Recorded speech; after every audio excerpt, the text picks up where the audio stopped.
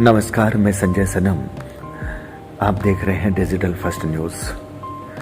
मेरी इस voice clip के बाद एक वीडियो है बरहा धाम श्री हाथीवान महाराज जी का। वो वीडियो खास है।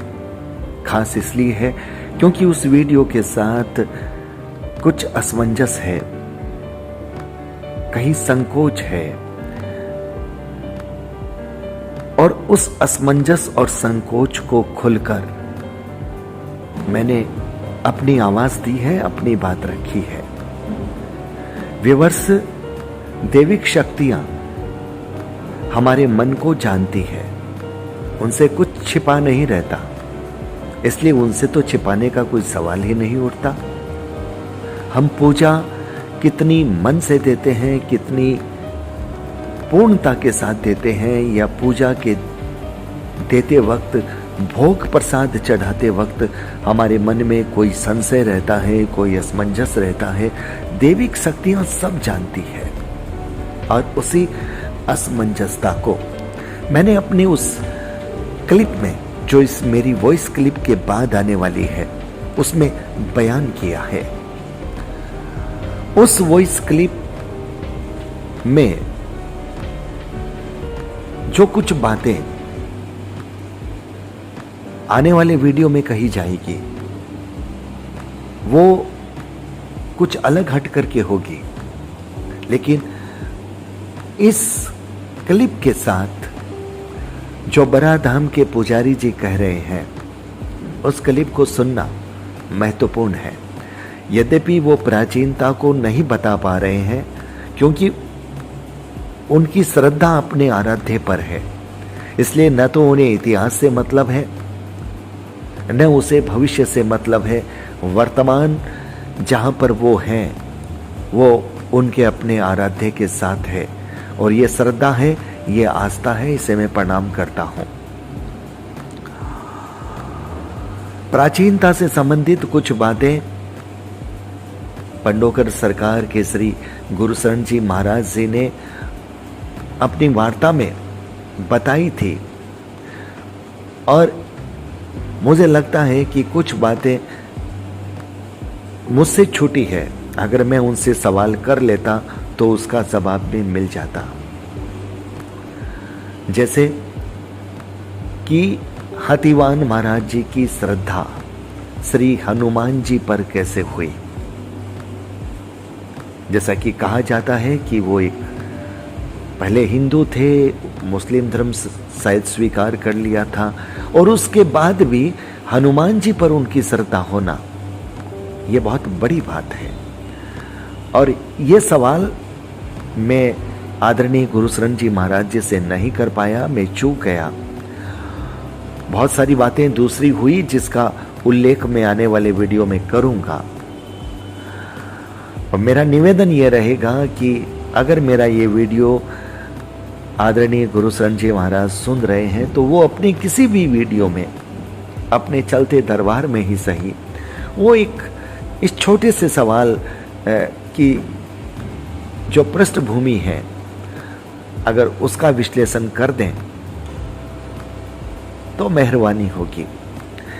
लेकिन व्यूअर्स, ये पुजारी जी जो बड़े श्रद्धावान हैं, और ये जो अपनी बातें बता रहे हैं, उसमें दो बातें महत्वपूर्ण हैं। क्या गुरुशरण जी महाराज हाथीवान महाराज जी के अंश हैं? क्योंकि उन्होंने कहा है, पुजारी जी ने, कि हाथीवान महाराज जी का आशीर्वाद इनके परिवार को है कि तीसरी पीढ़ी में उनका जन्म होगा। तो कहीं न कहीं हाथीवान महाराज जी के अंश के रूप में, एक अवतार के रूप में गुरुशरण जी महाराज को यहाँ के लोग समझ रहे हैं। और इस बात को भी मैं स्पष्ट कर दूं कि गुरुशरण जी महाराज से ये मेरी मुलाकात पहली मुलाकात थी, और ये एक संयोग बना।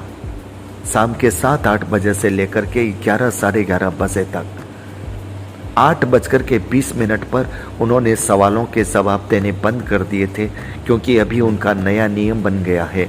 हाथीवान महाराज जी का आदेश आ गया है, 8:20 के बाद गद्दी से उतर जाइए। उनका डाटा ऑफ। और उसके बाद उन्होंने शास्त्र सम्मत जितनी बातें बताई, मैं आश्चर्यचकित हो गया कि मंत्र कंठस्थ थे, महाभारत के श्लोक कंठस्थ थे, और इतनी विद्वता। आप किसी भी विषय पर सवाल कर दीजिए, मेडिकल संबंधित चीजें भी वो बहुत खुल करके बता रहे थे और बड़े तार्किक अंदाज में बता रहे थे। जब विद्वता का ये नमूना मैंने देखा तो मुझे उस वक्त पुजारी जी के उस वक्तव्य की याद आ गई, जिसमें वो कह रहे थे कि गुरु शरण जी महाराज हाथीवान महाराज के अवतार हैं, अंश हैं। ये बड़ी बात है। और इससे पहले अगर मैंने इस बात को सुना होता तो शायद मैं नहीं मानता, लेकिन जब गुरु शरण जी महाराज से मेरी मुलाकात हुई, 4 घंटे तक जो उनसे चर्चा हुई विभिन्न विषयों पर, और उन्होंने जिस तरह से एक एक चीज को स्पष्ट किया, परिभाषित किया, और जो उनकी अपनी, आप ये समझ सकते हैं कि जो सिद्धियों की अटूट कृपा उन पर है, शक्तियों की जो कृपा है, हाथीवान महाराज जी और हनुमान जी महाराज की जो उन पर कृपा है, वो कृपा ऐसे किसी साधारण पुरुष पर नहीं हो सकती।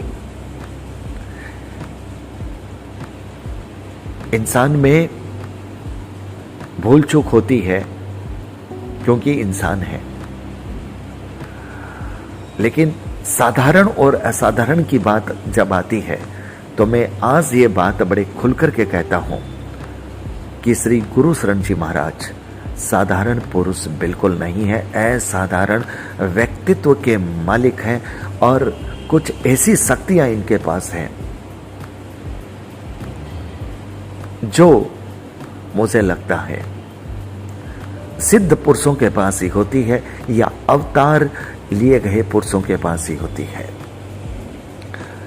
इस विषय पर फिर कभी और चर्चा करेंगे। दूसरा जो विषय है वो असमंजस को मिटाने वाला है। ये एक ऐसा विषय है जिसने मेरी कश्मकश को, मेरे असमंजस को भी काफी हद तक मिटा दिया कि श्री हाथीवान महाराज मंगलवार को श्री हनुमान जी की सेवा में रहते हैं। वो प्रसाद ग्रहण नहीं करते। बराह धाम में हालांकि श्रद्धालु आते हैं, अपनी श्रद्धा से प्रसाद चढ़ा करके जाते हैं, लेकिन कहा यह जाता है कि मंगलवार को हाथीवान महाराज जी कहीं बराह धाम में ही नहीं रहते होंगे, वो जब हनुमान जी की सेवा में ही रहते हैं। ये भी एक बड़ा तथ्य है।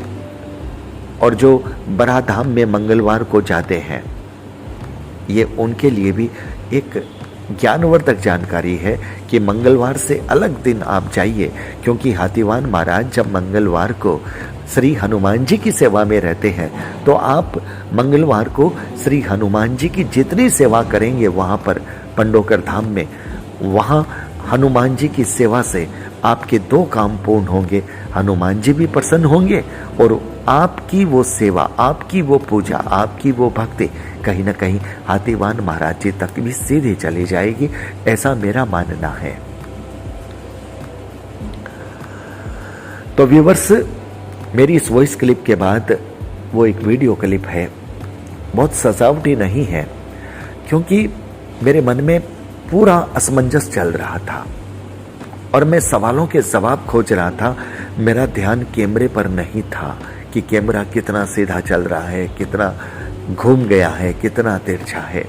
मेरे लिए वो जो समय था काफी हद तक आप ये कह सकते हैं कसमकस का था, लेकिन मुझे खुशी है बराह धाम से निकलने के बाद एक गांव आता है और वहां पर के गुप्ता जी मिलते हैं। हमारे मुकेश गुप्ता जी मिलाते हैं। मुकेश गुप्ता जी नहीं मिलाते, मुकेश गुप्ता जी तो माध्यम बनते हैं। मुझे ऐसा लगता है कि हाथीवान महाराज जी मेरे असमंजस को देख करके शायद ये मुलाकात करवाते हैं और के गुप्ता जी के माध्यम से वो बातें निकलती है जो आज तक किसी ने नहीं सुनी। वो वीडियो YouTube पर है मेरे चैनल में, उसको भी सुन लीजिएगा। और अभी ये वक्त उस क्लिप को सुनने का है जो बराधाम के पुजारी जी से हमारी बात है और निरंतर मेरा वही सवाल है, मेरी कश्मकश है, मेरा असमंजस है, मेरा सवाल है, खुला सवाल है, क्योंकि मेरे मन में सिर्फ एक ही बात आती है कि मैं भगवती का हूं और मेरी पूजा प्रसाद, मेरा जो पूजा प्रसाद जो भोग मैं देवी देवताओं को चढ़ाता हूं वो वहीं जाना चाहिए जहां भगवती, जहां हनुमान जी, जहां भैरव जी, जहां महादेव, जहां देवी शक्तियां वहां हो। ये असमंजस मेरे मन में थी, लेकिन जब भगवती ले आई, भगवती ने पूजा प्रसाद चढ़वा दिया, तो मुझे लगता है ये उसकी कृपा रही है, ये उसकी सहमति रही है, ये उसकी स्वीकृति रही है।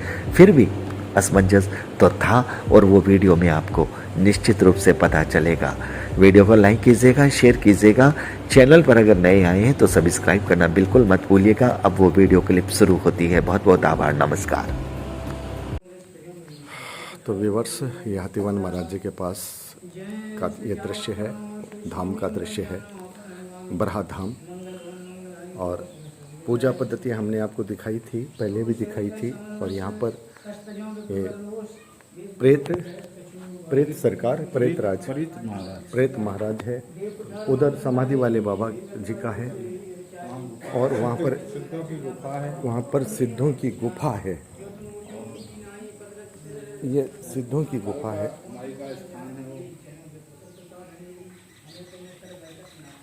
सिद्धों की गुफा है। वहाँ भगवती का भी एक स्थान रखा है जो कि यहाँ पे होना है, निर्माणाधीन है। और हमारे साथ यहाँ के पुजारी जी हैं, तो हम यहाँ के पुजारी जी से इस परिसर के, इस धाम की प्राचीनता की बात करेंगे। सबसे पहले सर आपका नाम? हमारा नाम हरसेवक शर्मा है जी। हरसेवक शर्मा। हरसेवक शर्मा। तो शर्मा जी, सबसे पहले ये बताइए कि ये जो बरहा धाम है, हाथीवान जी महाराज जी के इतिहास के बारे में थोड़ा सा हमारे व्यूवर्स को बताइए। इतिहास आज से 400-500 साल पुरानी है इनकी कथा। पहले इनकी सेवा मतलब इतनी इनकी जो गाथा है जो कम थी, क्योंकि कम लोग आते थे। अब क्या हुआ कि हमारे मौसा जी और ताऊ जी ने इनकी तब से सेवा ज्यादा की। मौसा जी माने गुरु जी के बाबा जी, हमारे ताऊ जी ने इनकी सेवा करने का उनको या तो उनकी प्रेरणा हुई जी, जैसे भी हो जी, उनकी भी इनकी सेवा की। सेवा के बाद उनको आशीर्वाद दिया था हमारे मौसा जी को कि हम तीसरी पीढ़ी में आपके यहाँ जन्म लेंगे। तो आज गुरु शरण जी जो हैं अपने रियल भतीजे हैं, तो उनको अवतार कहें या गुरु शरण कहें, तो हमारे लिए तो गुरु शरण है, लेकिन उनके जो आपको लगता है प्राचीन किंवदंती के अनुसार वो अवतार के रूप में है? अवतार के रूप में आप ये कहना महाराज जी ने आशीर्वाद दिया था कि हम तीसरी पीढ़ी में आपके यहाँ जन्म लेंगे। अच्छा, हाँ, महाराज जी ने आशीर्वाद दिया था। मतलब हाथीवान महाराज जी ने आशीर्वाद दिया था। महाराज जी ने आशीर्वाद तो क्या आप ये मानते हैं कि हाथीवान महाराज जी का अंश आ गए अभी? हाँ, हम तो ये मानते हैं कि हाथीवान महाराज जी का अंश है। अंश मानते हैं। हाँ। अच्छा, हाथीवान महाराज जी के बारे में अगर मैं आपसे जानना चाहूँ, क्योंकि सुनाई पड़ता है जो कुछ हम सुनते हैं कि ये मुस्लिम थे। नहीं, हाँ वो ठीक है। हाँ, क्या है, इनका तो एक अवतार है, गए हाथी पे सवारी उनकी जो होती थी, इसलिए उनका नाम हाथीवान है। वो साक्षात है, ब्रह्म है। और फिर किसी के लिए हो ना हो, लेकिन हमारे लिए हम तो मानते हैं कि हमारे ब्रह्म है और ब्रह्म परमात्मा जैसे कार्य कर रहे हैं। मैं आपसे ये कह रहा हूँ कि जैसे ये हनुमान जी की सेवा में है। हाँ जी, हनुमान जी की सेवा में है, तो इनका इतिहास अगर हम जानना चाहें, जैसे किसी भी देवी देवता की जब हम बात करते हैं, भाई वो उनका कहाँ जन्म हुआ, कितने साल पहले जन्म हुआ, कैसे अवतार हुआ, कैसे उनके परिचय हुए, कैसे लोगों को पता चला, तो वो सारी बातें आती है उसमें। तो इसमें जैसे आपके बारे में आपके पास जो भी जानकारी है, कि ठीक है, देखो हिंदू मुस्लिम की तो अलग बात है, हाँ। बात यह है कि यह हनुमान जी की सेवा में है, हनुमान जी की सेवा की है। तो हनुमान जी की सेवा में है तो सनातन हाँ। इनके साथ जुड़ गया है, सीधी सी बात है, सनातन इनके साथ जुड़ गया है। और हम ये भी मानते हैं कि हमारे यहाँ हम हिंदू मुस्लिम करते हैं, शक्तियां जब आपस में चलती है तो वो हिंदू मुस्लिम नहीं होती, ये भी हमारी जानकारी में है कि शक्तियां आपस में हिंदू मुस्लिम नहीं करती। और अगर ये मुस्लिम वाली बात होती तो फिर यहाँ रामायण का पाठ क्यों होता, फिर रामायण के पाठ की आवश्यकता क्या थी। तो ये भी चीज़ हम देख पा रहे हैं। इसलिए हमारा देखिए, ये बात मैं आपसे क्यों पूछ रहा हूँ, क्योंकि एक समय 1.5 साल पहले ऐसा समय था जब ये सवाल उठे थे कि वो मुस्लिम है, वो मुस्लिम है, मुस्लिम की पूजा हो रही है। तो मैं चाहता हूँ कि आप थोड़ा सा इसको अगर क्लियरफाई कर दो तो क्या है, सनातन जो भी आता है, मैं भी जब यहाँ आया हूँ मेरे मन में भी संशय था, मैंने भी अपनी भगवती से कहा कि मैं जाऊं नहीं जाऊं, संशय था। लेकिन मैं क्यों आया, गुप्ता जी से मैंने पूछा हनुमान जी की सेवा में है क्या, हनुमान जी की सेवा में है तो मैं प्रणाम सबको करूंगा, चाहे हिंदू का हो चाहे मुस्लिम का हो, शक्तियां हमसे बड़ी है, इसलिए सर तो हम झुकाएंगे, सर तो सब जगह झुकाएंगे। लेकिन जो हमारी पूजा है वो हम वहीं देंगे जहां हमारी श्रद्धा आएगी। हमने यहाँ पर जो पूजा दी है वो इसलिए दी है कि यहाँ पर हनुमान जी का नाम जुड़ा है, हनुमान जी की सीधी सेवा सच्ची बात है। हमने पूजा तभी दी है कि यहाँ हनुमान जी का नाम जुड़ा है, और हमने हनुमान जी को याद करके, भगवती को याद करके पूजा दी है। हम चाहे यहाँ भी गए हों, हम चाहे वहाँ भी गए हों, हम चाहे वहाँ भी गए हों, हमने, मैं अपनी बात बता रहा हूँ। तो मैं जब अपनी बात बता रहा हूँ इसी लिहाज से मैं आपसे पूछता हूँ कि बहुत सारे लोग जब यहाँ आएंगे तो उनके मन में भी ये सवाल होंगे, और हो सकता है कई बार लोग आ जाते हैं, भी पूजा करने आ गए, अब प्रसाद चढ़ा दो, तो वो पूजा नहीं होती। मन में भावना आपकी पूजा वाली हो जानी चाहिए। आप डर से चढ़ा रहे हैं, आप भीड़ में आ गए, कोई क्या समझेगा इसलिए चढ़ा रहे हैं, मेरे मन में असमंजस था, मैं बहुत स्पष्ट कह रहा हूँ। हाँ, सही बात है, आप असमंजस था। मैं पत्रकार हूँ, मैं वीडियो बना करके चला जाता, लेकिन मैंने, गुप्ता जी गवाह हैं, गुप्ता जी से गाड़ी में मैंने पूछा हनुमान जी के सेवक है क्या, परम भक्त हैं, हनुमान जी के भक्त है क्या, हनुमान जी का अगर कोई भक्त है तो वो फिर हम उसके सामने सर झुकाएंगे। ये हमारी भावना है। वो हनुमान जी के परम भक्त हैं। मंगलवार को पूजा दिन लेते वो, मंगलवार को हनुमान जी की सेवा में रहते हैं। आपने अब ये बात आई ना, मैं यही बातें सुनना चाहता हूँ। मंगलवार को जो है, वैसे अब यात्री लोग आ जाते हैं तो फिर ठीक है, लेकिन मंगलवार को जो है वो पूजा ग्रहण नहीं करते, वो हनुमान जी की सेवा में रहते हैं। मंगलवार हनुमान जी की सेवा में रहते हैं। अच्छा, हाथीवान महाराज जी के पास जो भी शक्तियां हैं वो हनुमान जी द्वारा प्रदत्त है। बिल्कुल। थोड़ा सा इतिहास अगर आप बता सकें कि समाधि यहाँ पर इनकी कैसे बनी, क्या कोई घटना हुई थी? भाई ये तो 400-500 साल पुरानी बात है, इसके बारे में तो हमारे गुरुजी बता सकते हैं केवल। इसके बारे में भाई हमको ज़्यादा जानकारी नहीं रखते, क्योंकि गुरुजी जो है, अब चलिए हम गुरुजी से बात करेंगे। जब आपने इतनी बात कह दी, अब बाकी की बात हमारी गुरुजी से होगी। अब आप हमें ये बताइए, आप यहाँ पर सेवा कर रहे हैं, अब एक तो आप ये कह रहे हैं अभी हमारे आराध्य हैं, हमारी श्रद्धा, इसलिए हम सेवा कर रहे हैं। आपको अनुभूति क्या हुई, आप ये बताइए। हमको तो पर्याप्त अनुभूति है। हम तो, हाँ वो बताइए। हमको तो ये अनुभूति है कि अभी परसों के दिन एक कैंसर वाला पेशेंट आया था, पिछली अमावस्या को आया था, उसको मात्र भभूति दे दी और मैंने कह दिया कि आप इसकी जांच कराना, और उसकी रिपोर्ट नेगेटिव आई। पहले पॉजिटिव था लेकिन नेगेटिव रिपोर्ट आई। ऐसे कई प्रमाण हैं यहाँ के, कई, मतलब ये जीवन दे रहे हैं, हाँ, रोग दूर कर रहे हैं, शरीर की जो आपदा है, विघ्न है, दूर कर रहे हैं। तो शरीर के रोग दूर कर रहे हैं और ऊपरी शक्तियां भी दूर कर रहे हैं। ऊपरी अगर कोई नकारात्मक शक्ति का प्रभाव है तो उसको भी हटा रहे हैं। तो एक तरह से आशीर्वाद इनका है, बड़ा आशीर्वाद है, हनुमान जी के माध्यम से हो रहा है, हनुमान जी की शक्ति के माध्यम से हो रहा है।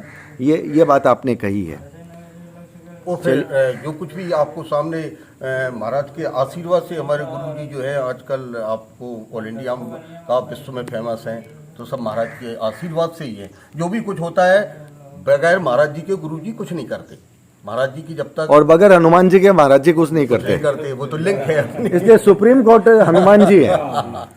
सुप्रीम कोर्ट हनुमान जी हनुमान है जी हैं। और हनुमान जी की कृपा के साथ हाथीवान महाराज जी चलते ये हैं। हाईकोर्ट में बिल्कुल हाथीवान कोर्ट महाराज में जी काम फिर करते अपने भक्तों पर कृपा करते हैं, ये कृपा करते हैं। तो सीधी बात है ये। तो व्यूवर्स, बहुत सारी असमंजस की स्थितियां मैंने पहले भी समझी थी, सुनी थी। आज मैं आया हूं, मैं फिर खुल के कह रहा हूं, मैं 3 बार सोचने को मजबूर हुआ कि क्या मुझे पूजा देनी चाहिए नहीं देनी चाहिए। मैं भगवती का भक्त हूँ, नहीं, सही बात है। मैं भगवती का भक्त हूँ। और आखिरकार जब इन्होंने हनुमान जी की बात कही, मैं आता सब जगह हूँ, सर झुकाता हूँ सब जगह, हनुमान जी की मैं किसी का असम्मान नहीं करता। शक्तियां हमसे बड़ी है, ना सही है। इसलिए मैं प्रणाम करूंगा, लेकिन मेरी पूजा कहाँ जाएगी? वो मैं भगवती, मेरी आराध्य भगवती है, उससे ऊपर मेरे लिए कुछ नहीं है।